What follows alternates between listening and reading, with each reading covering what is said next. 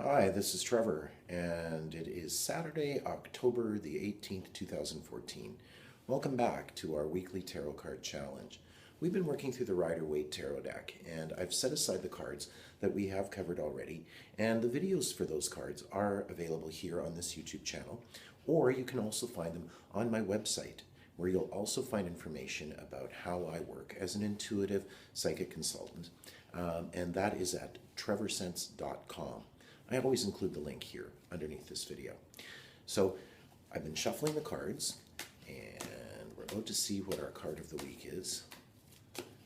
And we have, what a beautiful card, the Empress.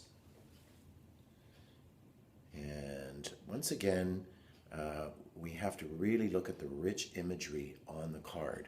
There's oftentimes a number of things that really kind of lend themselves to what the card ties into in terms of esoteric and occult symbolism. And these things, even if you don't understand the meanings technically, are designed to give us a sense of inspiration. They kind of respond to archetypes or stories and images that we encounter throughout life. So a person doesn't have to be an esoteric or occult student or authority to be kind of getting the message. Something speaks to us through this. Now, the Empress is interesting because she is part of the major arcana. Again, that sequence of cards going from 0 to 21, there's 22 of them, that really are not so much circumstances, but more like the lessons and the morals of the story that we find throughout our life experience. There are, in the minor arcana, court cards, pages, knights, queens, and kings. But an Empress is in a class all unto herself. This is the primal kind of mother energy. This is what we think of in terms of mother nature, and can have a lot to do with maternal energies as they flow through life. Certainly not just about women. We all have maternal and paternal instincts. And in a healthy sense, we would want to see those things working together. There's an article on my blog that I wrote about in terms of maternal, paternal, matriarchal, patriarchal energies. I think that the difference, to me anyway, is that when we refer to maternal and paternal, it's internal.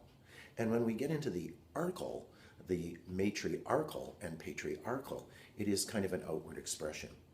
Nowadays, we hear a lot about patriarchy being very unhealthy, and that is that sort of male-dominant kind of bureaucracy. And I'm not going to get political here, but I think that a big part of that unhealthy sense of things is from the disconnect to the internal. I think that this is a time in the world where we need to connect with those energies internally so that we can see a healthy expression outward. But into this card itself, we have literally Mother Nature. And she's oftentimes associated with the Greek goddess Demeter, whose daughter Persephone got kidnapped and taken to the underworld by Hades. And that was when nature went on strike. You don't mess with Mother Nature.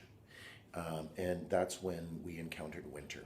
She said, I'm going on strike until I get my daughter back. And although she looks very peaceful on this card, that maternal energy I oftentimes call Mother Bear energy.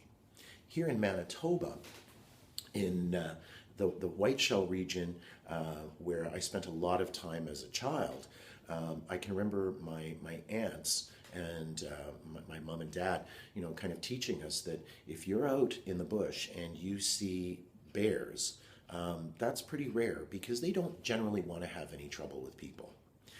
So if you make noise, they generally stay out of your way. But if you see baby bears, back up because the mother bear is not far away. And although generally fairly gentle creatures, you don't want to come between a mother bear and her young. She'll kind of stand up on her hind legs and suddenly not be so peaceful.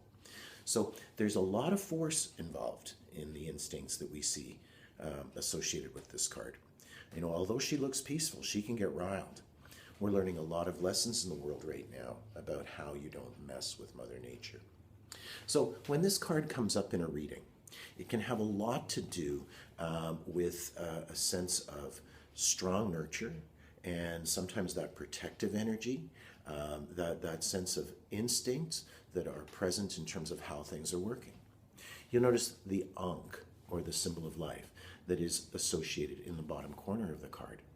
And that has a lot to do with fertility. And here's a rich word, fecundity, which means a sort of ripening or a readiness in terms of fertility. So in some card combinations, this can kind of represent creation and a new birth. Now, I don't tend to use the cards to predict health issues, and I sometimes have to say, because people will say, do you see an addition to family? Are there going to be any babies soon? And I have to say that tarot cards are not a great form of birth control.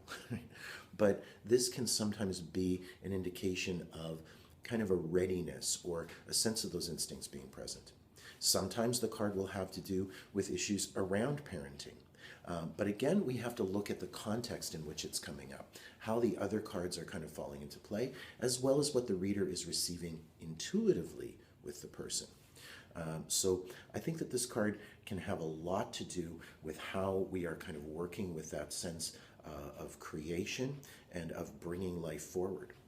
But on another level, there's a difference sometimes between a kind of more paternal or patriarchal energy that could be present in a group, or a more maternal or matriarchal energy. And again, I'm not a feminist authority, although I must admit I do have leanings. But this can be kind of a very strong atmosphere around group or community work, where we're not looking just at structure in a rigid sense, but really working with the resources that are at hand. You know, one of my favorite animals are elephants, and they are matriarchal. I don't know if you know this, but it's usually the mother element, or elephant rather. I'm talking so much about elements that I can get those two confused. But it's the mother elephant that is the ruler of the herd. And when resources are low, when there's not as much food around, that mother elephant, it's Saturday morning, that mother elephant is going to have one of her daughters branch off and start a new herd. It makes me think of something, you know, in energetic work. If you're part of a circle or a group that is kind of sharing in growth and development together, they often say when your group gets to a certain number, that's when you have to kind of expect that there's going to be some challenges, there's going to be some friction.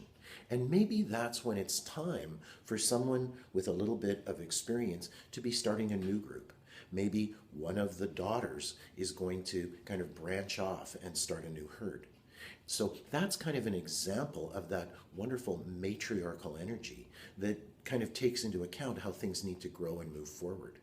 And it can come up in fascinating ways, both in terms of how it gets expressed in a reading, and also sometimes in the meditative work that we do with the cards, where we're tuning into something on a certain level. I mentioned, you know, the wisdom and experience of my aunts, who were all very, very strong influences, and still are in my life, in terms of teaching myself and my brothers, and along with my mom. So sometimes this is a note that it's time to call mother, both, you know, in terms of our actual moms, but also tuning into that mom energy that we have within ourselves. I love this card. I hope everybody has a great week, and tune in again. I'm going to try and not confuse elements and elephants today. Take care. Bye for now.